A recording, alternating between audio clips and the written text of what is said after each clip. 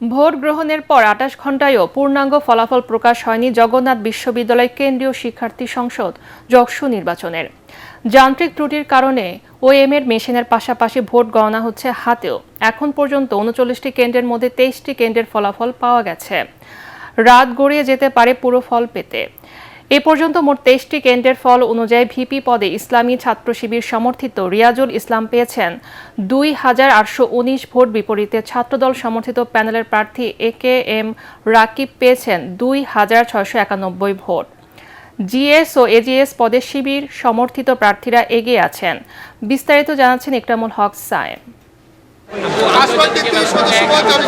প্রথমবারের মতো মঙ্গলবার উৎসবমুখর পরিবেশে অনুষ্ঠিত হয় জগন্নাথ বিশ্ববিদ্যালয়ের কেন্দ্রীয় শিক্ষার্থী সংসদ যকসু নির্বাচন। প্রার্থীদের পাল্টাপাল্টি কিছু অভিযোগ থাকলেও মোটামুটি সুষ্ঠুভাবেই প্রতিনিধি নির্বাচনে ভোট দেন শিক্ষার্থীরা। কিন্তু বিপত্তি দেখা দেয় ভোট গণনায়। নিয়ম অনুযায়ী ভোট শেষের পরপরই গণনা শুরু হওয়ার কথা থাকলেও রাত ৯টা পর্যন্ত আনুষ্ঠানিকভাবে গণনা কার্যক্রম শুরু হয়নি। পরে মঙ্গলবার রাত ৯:৩০টার দিকে ভোট গণনার মেশিনে দেখা দেয় কারিগরি ত্রুটি। দুই মেশিনে আসে দুই ফল। ফলে গণনা কার্যক্রম সাময়িকভাবে বন্ধ রাখা হয়। ওএমআর মেশিনে আমরা ৩ দিন ট্রায়াল করেছি।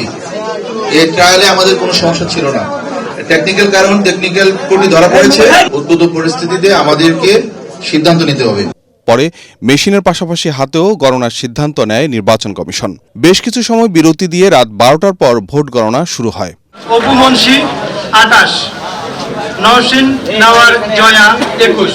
এর আগে রাত ১০টার দিকে উপাচার্যের কনফারেন্স রুমে ভিপি ও জিএস প্রার্থীদের সঙ্গে নির্বাচন কমিশন ও বিশ্ববিদ্যালয় প্রশাসনের বৈঠক অনুষ্ঠিত হয়। যকসু নির্বাচনে মোট ভোটার ১৬,৩৬৫ জন। নির্বাচন কমিশনের তথ্য অনুযায়ী বিশ্ববিদ্যালয়ের ৩৯টি কেন্দ্রে ১৭৮টি বুথে ভোট গ্রহণ অনুষ্ঠিত হয়। নির্বাচনে কেন্দ্রীয় সংসদের ২১টি পদে ১৫৭ জন এবং হল সংসদের ১৩টি পদে ৩৩ জন প্রার্থী প্রতিদ্বন্দ্বিতা করেন।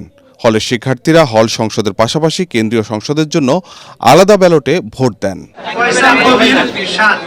ইকরামুল হক সায়েম, এটিএন বাংলা, ঢাকা।